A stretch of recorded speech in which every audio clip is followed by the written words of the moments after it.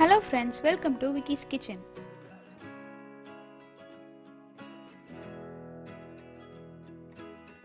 இன்னும் நீங்க என் சேனலுக்கு சப்ஸ்கிரைப் பண்ணலனா மறக்காம சப்ஸ்கிரைப் பண்ணிடுங்க. பக்கத்துல இருக்க பெல் ஐகானை கிளிக் பண்ண மறந்துடாதீங்க.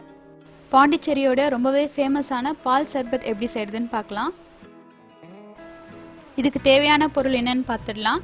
2 டேபிள் ஸ்பூன் சப்ஜா சீட்ஸை நைட்டே நான் ஊற வச்சு வச்சுருக்கேன். இது மினிமம் ஒரு 20 to 30 minutes ஆகுது வைங்க. ஆனால் ஓவர் நைட் ஊற வச்சா நல்லாவே சாஃப்டாக இருக்கும். அடுத்தது ரொம்பவே குளிர்ச்சியான பாதாம் பிசின். இதில் நிறையா ஹெல்த் பெனிஃபிட்ஸ் இருக்குது. நான் டிஸ்கிரிப்ஷனில் கொடுக்குறேன், உங்களுக்கு டைம் இருந்ததுன்னா நீங்கள் போய் படிங்க. இதில் 5 போல் தண்ணி நிறையா ஊற்றி நைட்டே ஊற வச்சுடுங்க. அதுவே நமக்கு நிறையா கிடைக்கும். இந்த மாதிரி இருக்கும்.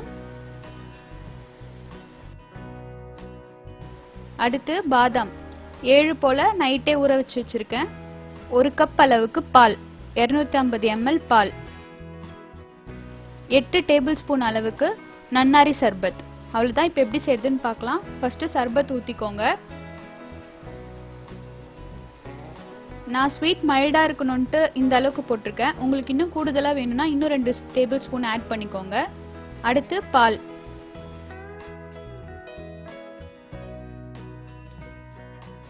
இப்போ பாலோட சேர்த்து நல்லா மிக்ஸ் பண்ணிக்கோங்க. சர்பத் அடியில் தங்கிடக்கூடாது. 5 டேபிள் ஸ்பூன் அளவுக்கு பாதாம் பிசின் சேர்த்துக்கோங்க.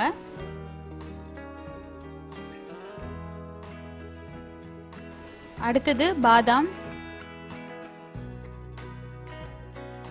Sabja seeds 2 table spoon. இப்போ இதை லைட்டாக மிக்ஸ் பண்ணி விட்டுக்கோங்க. இதை அப்படியே ஃப்ரிட்ஜில் வச்சுடுங்க. 30 மினிட்ஸ்க்கு அப்புறம் எடுத்து குடிங்க. ரொம்பவே டேஸ்டியாக இருக்கும். அதே போல் உடம்பு நல்லா குளிர்ச்சியாக வச்சுருக்கும். கண்டிப்பாக ட்ரை பண்ணி பார்த்துட்டு உங்களுடைய கமெண்ட்ஸ் என்னோட ஷேர் பண்ணுங்கள். தேங்க்யூ.